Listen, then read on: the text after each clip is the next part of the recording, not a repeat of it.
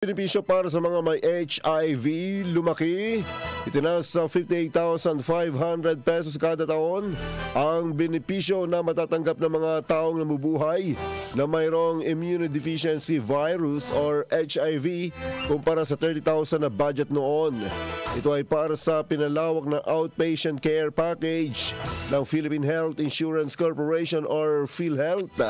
Sakop sa pinalakas na outpatient HIV/AIDS treatment or OHAT package, ang antiretroviral therapy or ART, laboratory at clinical services para sa lahat ng kumpirmadong HIV patients, anuman ang kanilang clinical status.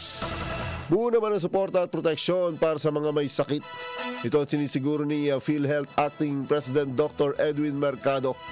Sabay himok sa mga pamilya na patuloy na gabayan ang kanilang mga anak para makaiwas sa HIV.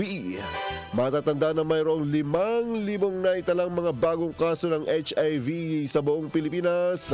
Ayon yan kay Department of Health Secretary Teodoro Herbosa, kapansin-pansin ang pagtaas ng impresyon, lalo na sa mga kabataang 18 anyos mababa.